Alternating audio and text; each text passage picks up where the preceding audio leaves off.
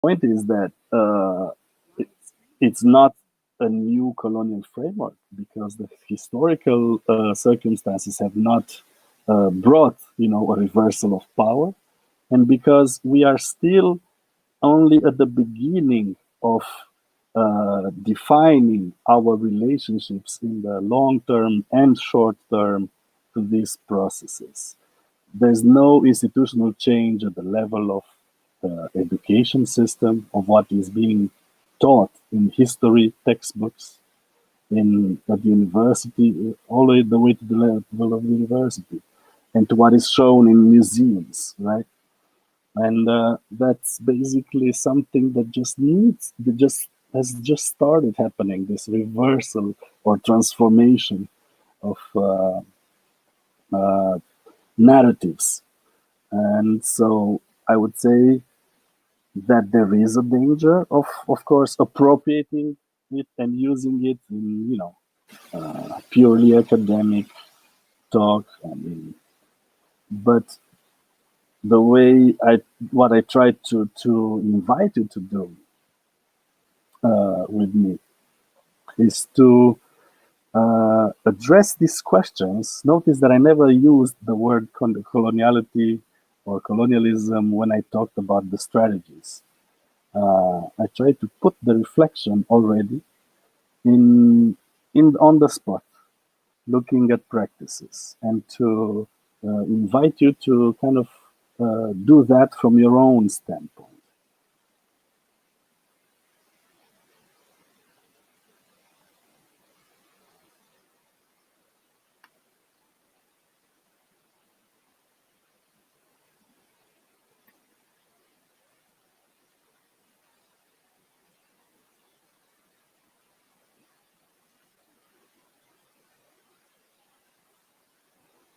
Sometimes,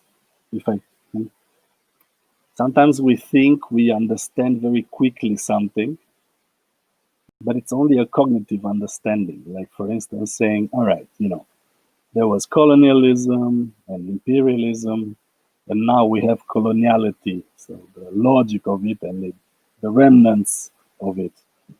And we seem to understand this with our mind, but do we really understand it, like in the everyday life, or in the way we relate to the products that we consume and to the work that we do? So I brought the example of Aldo Ramos with the chocolate, precisely because it kind of questions this at a very intimate level, like, what are you gonna do after you see his performance in your relationship to sugar and chocolate? It brings home very quickly and to the level of your body deep structural entanglements of capitalism and coloniality with that materialize on your table or in your hand.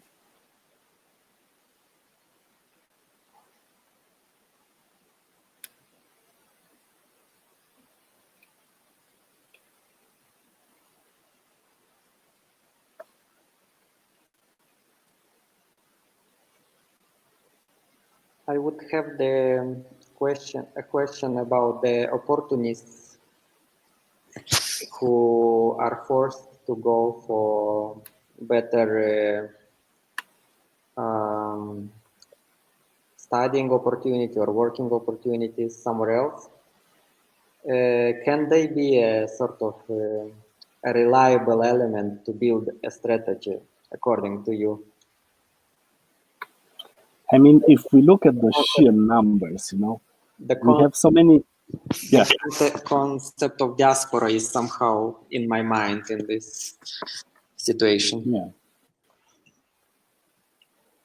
Well, I mean, labor migration, after '89 was a bit of was a very reductive experience. Let's put it this way. So you have people coming from all kinds of walks of life and backgrounds, who had to go west or east, in Moldova's case, to work in just a few categories of jobs, mostly agriculture, mostly construction, mostly this and that. And then that was the mass phenomenon, right? And then the care work for women, that became one of the dominant, actually, types of immigrant labor, right? And so that is actually the mass phenomenon, right? That transformed completely our societies. So our post 1989 societies have been formed by labor migration. In Moldova, you know that if there's a nuclear family of 4, one actually is missing statistically because it's not at the table. It works abroad, and so this phenomenon has transformed the society. And the let's say the ones who are successful stories, like the middle class integration, people who are told to have integrated, they are actually a tiny minority in this mass phenomenon. But of course, they tend to become more visible. So, frankly, I don't know if they are reliable.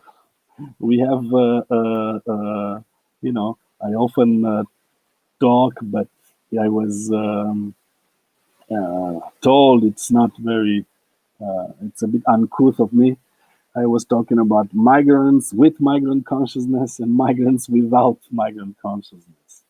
And just I was giving all the example of an apparently successful migrant, East European migrant, as a migrant without consciousness, namely Slavoj Žižek, right? Who always writes, "We in the West, we the white," even at some points, and also has very controversial views on migrants, right?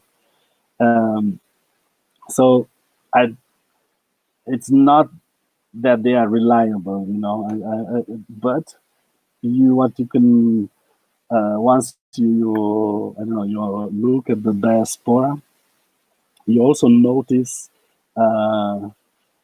even if you cannot consider reliable, you notice a lot of creativity, let's put it this way, in breaking through barriers, right?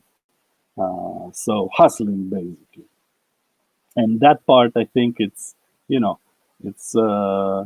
one of the creative parts of the transition. How does an immigrant, it's part of the work of life, how does one manage to break through the red tape, to kind of go quicker than the others to the same point, and to hustle, basically. That's an art. I'm asking because usually when we speak of migration, we think of laborers which fall exactly in those categories which we described, like construction and so on. But myself, I often feel like I'm myself a migrant worker because just to bring additional resources back to Moldova, you have to travel a lot, and it's like your full year, like 1/4 of it or 1/3 sometimes goes into travel and into participation in all kind of meetings, and this is really a working time. It's not leisure or not holiday, not at all holidays. And I catch myself in a very similar situation to those people, like missing a lot of days from home, just to be able to continue the work in the cultural field when I'm back.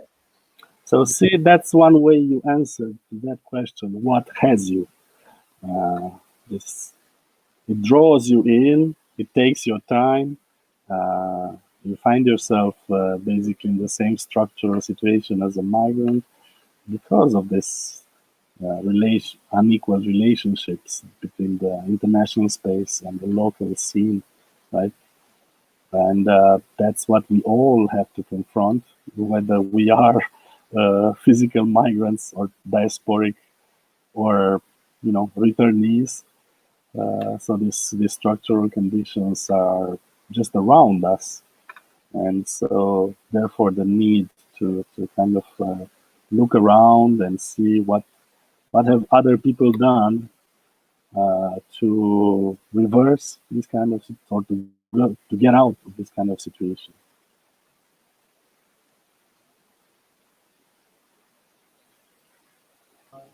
If anyone else wants to ask a question, you can also write in the chat, or just raise your hand, or just start speaking. It's totally fine. I would have another, maybe not question, but sort of, maybe we can take discussion in this direction. It's really important how to, what you say about the state of theory in the peripheral areas, and that the theory on the periphery is not the same as in the metropolis, and would be nice to develop it further, like in the sense that what can help us build stronger theoretical position locally when we are in a situation to, I don't know, to provide content for those who are able or in power to, or have the resources to do theory somewhere else with the content that is locally produced. We also, like myself, I find myself often in a situation in which I don't even have time to reflect on my own practice. And often it happens that someone else does that, who has maybe a better access to free time for that kind of activity, or who is able to, who has the knowledge and the education, which also allows sort of producing this kind of synthesis. Yeah, it's this issue is it's something that has has been on the table, for me at least, ever since the 90s. When on one hand, for me personally, it was clear that since we were going through paradigmatic changes, we needed reflection that reaches the level of paradigms, right? But no, the push was no. We need to be pragmatic, stop reflecting, and just go with the flow, I guess, and adapt within the conditions given, right? And reflection will come later, at a later stage, when you have free time, right, as you say. And that later stage never comes. And so when I said that theory is different at the periphery and in the center, well, it's not that it's something completely different, right? But one thing that we have to explore with this difference, and one thing that is different is sometimes who are the carriers of knowledge, for instance, in our recent culture history, both in Eastern Europe especially, who wrote the social histories of uh, LGBT people? Who wrote the social histories of migrants? You for a long while you couldn't find that in the sociological or anthropological literature, but you could find it in the field of contemporary art or in social theater, right? And so the producers of knowledge might be in different places, dispersed in the situations in peripheral societies, and that is very important when then later you deal with histories of your work, which are then sometimes misappropriating the context or completely changing it, because they simply do not know how to, in what cultural archives to look for when it comes to important issues, right?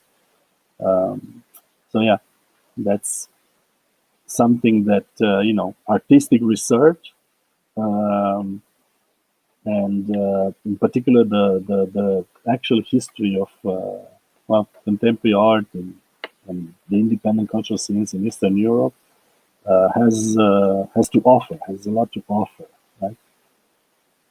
For social scientists, for the sociologists, anthropologists, and experts of today, right? But then artistic research goes on.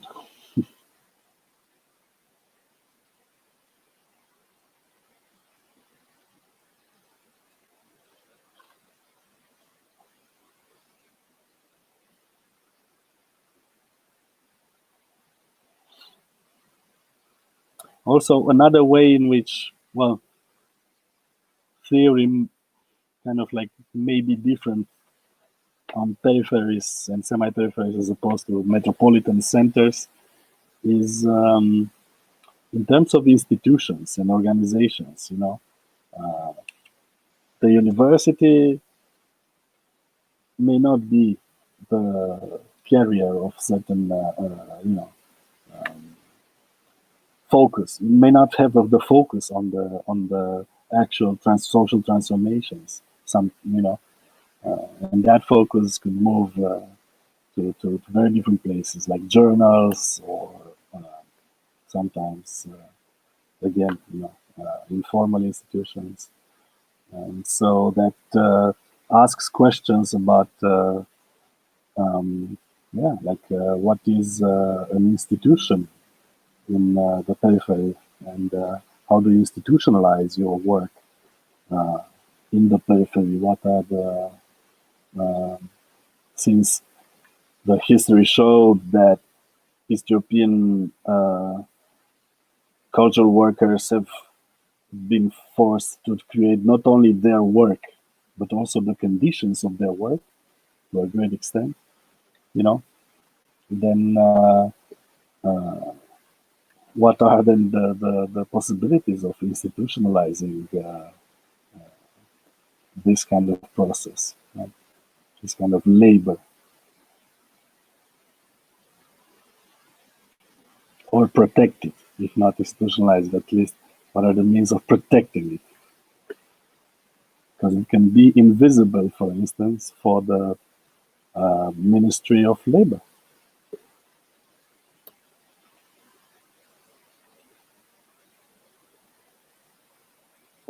Actually, yes. So one central question to us is also question the conditions of producing the artworks, but also, our role in this from the curatorial perspective. What kind of channels do we create ourselves for distributing our art, or what kind of frames can we do to contextualize our work, our own content? So it is an important question, and that is how a platform like EDU-ART emerged with the aim of bringing maybe some more theoretical knowledge and approach and experiences into the art field locally.